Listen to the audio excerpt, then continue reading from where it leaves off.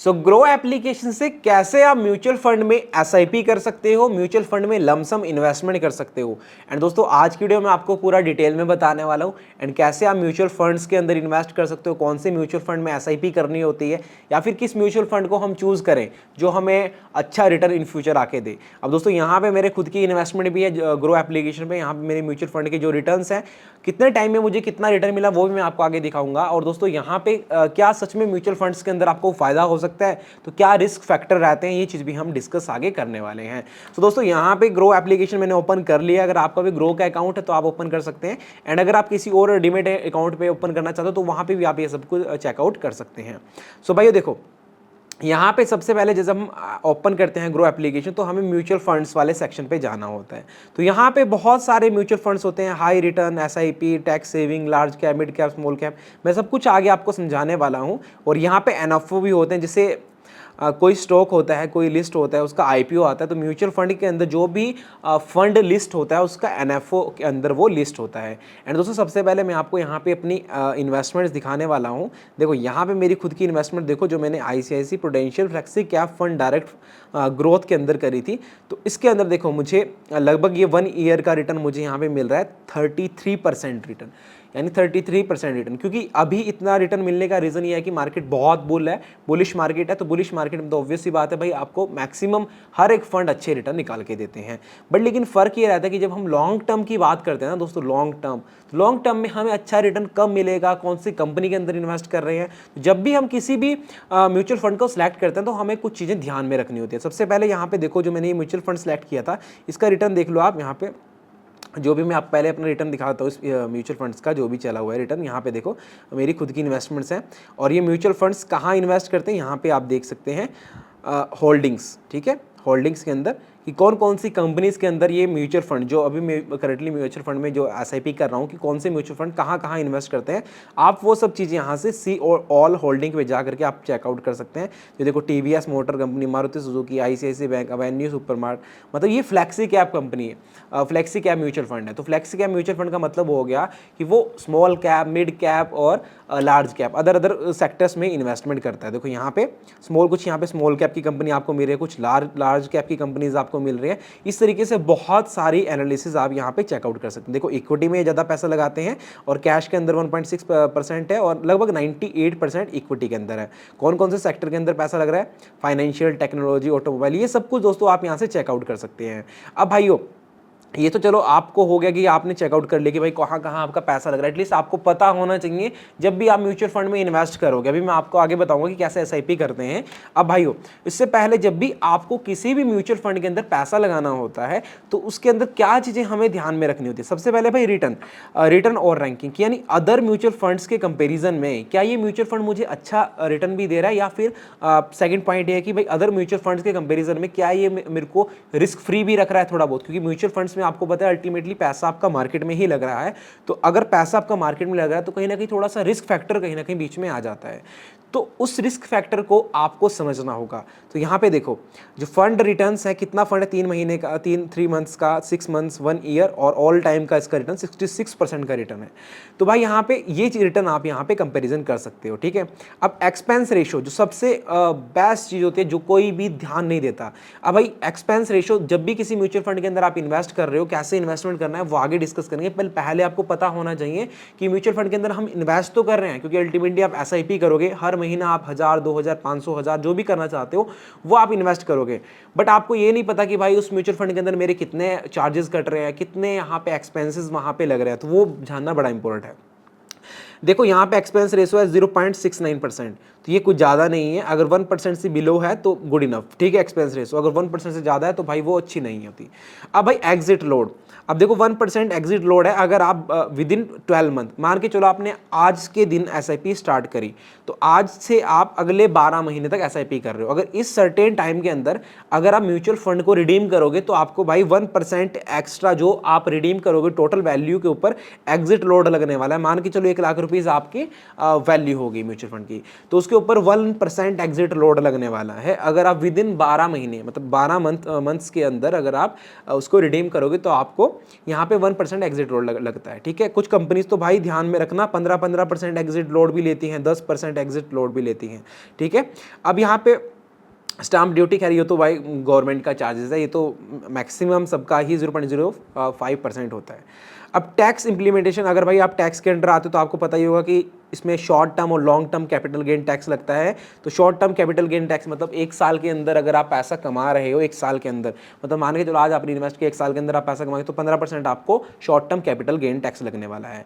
और अगर आप एक साल से ज़्यादा अपने म्यूचुअल फंड को इन्वेस्ट करें तो उसमें long term capital gain tax लगता है, वो भी 1 लाख तक तो फ्री होता है। जो मान के चलो आपने 1 लाख रुपए इन्वेस्ट किया, उसके ऊपर आपने 1 लाख रुपीज़ कमा लिया तो वो 1 लाख रुपए तक तो कोई टैक्स नहीं लगेगा, बट उससे ऊपर अगर आप जाते हो 2 लाख 3 लाख तो आपके ऊपर टैक्स भी, यहाँ पे टैक्स लायबिलिटी भी आती है।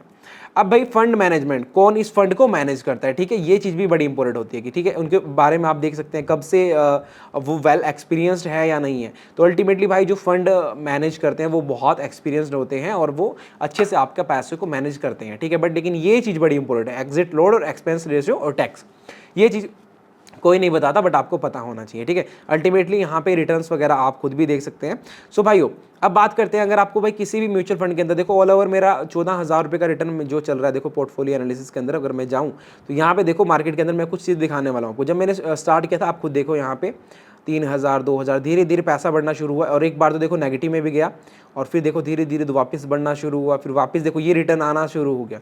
मेरा पैसा अल्टीमेटली थोड़ा सा डाउन है, बट लेकिन जब आप लॉन्ग टर्म की बात करते हो ना, लॉन्ग टर्म, तो अल्टीमेटली आपके पास अच्छा रिटर्न आ जाता है क्योंकि आपका पैसा देखो डिप्स जब आती है ना मार्केट के अंदर, जब हम किसी म्यूचुअल फंड के अंदर पैसा लगाते हैं, अब मान के चलो भाई मैं किसी एक म्यूचुअल फंड को अभी यहाँ से सिलेक्ट कर लेता हूँ। ठीक है, अभी यहाँ से फॉर एग्जांपल इसी म्यूचुअल फंड को मैं सिलेक्ट कर लेता हूँ, तो यहाँ पे मेरे पास ऑप्शन होता है स्टार्ट एसआईपी और वन टाइम इन्वेस्टमेंट। तो मैंने आपको बता दें कि जब भी आप इन्वेस्ट करो किसी म्यूचुअल फंड के अंदर तो आपको पहले उसका रीड करना है, समझना है कि भाई ये म्यूचुअल फंड कौन सी कंपनी का है और कहाँ कहाँ इन्वेस्ट करता है, कितना एग्जिट लोड है, कितना यहाँ पे चार्जेस लगने वाले हैं, वो सब आप चेकआउट करने के बाद फिर यहाँ पे आपके पास 2 ऑप्शन होते हैं, स्टार्ट एसआईपी और वन टाइम। भाई एसआईपी तो आपको करनी चाहिए और मैं आपको एक प्लस पॉइंट बताता हूं, वन टाइम इन्वेस्टमेंट करना कब चाहिए, जब मार्केट के अंदर डिप्स आती है। अब जैसे मान के चलो निफ्टी अभी 22,000 पे चल रहा है, अगर मान के चलो निफ्टी में अच्छी खासी करेक्शन आ गई 1,000 2-3 हज़ार पॉइंट की, तो वो एक अच्छी करेक्शन को आप एक डिप के तरीके से मानो, उस डिप में आपको डिस्काउंटेड में मतलब एनएवी होती है ना, जैसे net asset value, mutual funds चलते हैं दोस्तों आपकी एनएवी के ऊपर।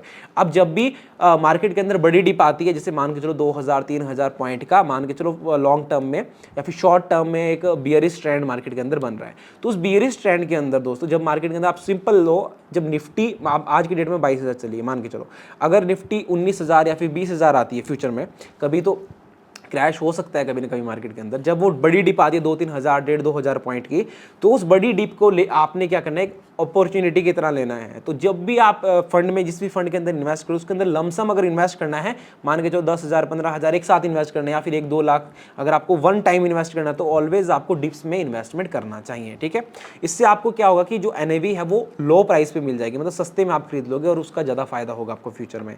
तो भाई यहाँ पे आप जब आप एसआईपी करते हो तो आपको वैल्यू डालनी है, तो मिनिमम एसआईपी आप 1,000 रुपये से 500 रुपये से भी कर सकते हो। और फिर यहाँ पे डेट होती है भाई एसआईपी डेट, यानी किस डेट को आपको एसआईपी डिडक्ट करनी है। तो मैक्सिमम लोग 1, 2, 3 जब भी आपको सूटेबल रहती है, वो इससे कोई इतना फर्क नहीं पड़ता, जब भी आपका सूटेबल डेट है उस सूटेबल डेट के अकॉर्डिंग आप कर सकते हो। फिर स्टार्ट एसआईपी और यहाँ पे जो भी आपका बैंक वगैरह होगा वो बैंक आपको यहाँ पे डालना है और यहाँ पे भाइयों आपको ओटीपी आएगा, फिर उसके बाद आपको ओटीपी आता है, फिर ओटीपी आने के बाद आप सिंपली अपने बैंक के थ्रू जो भी ऐड ऑन करना है वो ऑटोपे आप वहाँ से लगा सकते हो, आपकी एसआईपी सिंपली हो जाएगी। अब दोस्तों दूसरा तरीका होता है वन टाइम इन्वेस्टमेंट। ठीक है, वन टाइम इन्वेस्टमेंट। अब वन टाइम इन्वेस्टमेंट में हो गया कि भाई 20,000 मेरे पास पड़े हैं और मुझे अच्छे फंड के अंदर एक साथ इन्वेस्ट करना है फॉर लॉन्ग टर्म, 2-3 साल 5-10 सालों के लिए, तो वो आपको ऑलवेज तब इन्वेस्ट करनी चाहिए जब मार्केट के अंदर डिप आ रही है। अब जैसे डिप कैसे आती है समझाता हूँ। जैसे ये निफ्टी है, आज की डेट में देखो निफ्टी कहाँ पे चली है, आप समझना भाई, मैं आपको पूरा समझा के जा रहा हूँ, चीज़ें समझना। देखो वन डे टाइम फ्रेम पे आपको चार्ट को देखना है।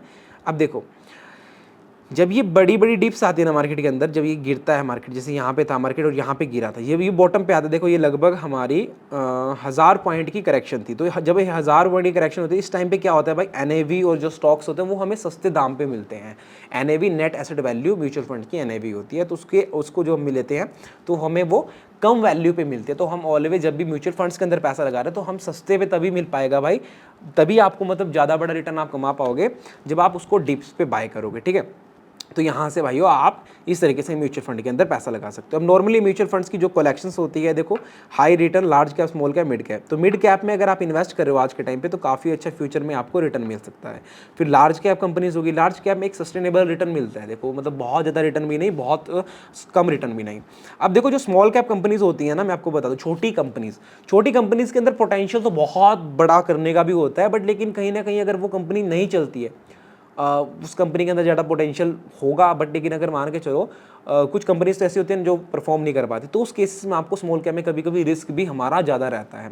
High risk plus high return, अभी आपको पता 60% का एक 1 ईयर के अंदर निप्पॉन इंडिया के म्यूचुअल फंड्स ने रिटर्न दिया है भाई, हमने भी कमाया है रिटर्न 60+% का।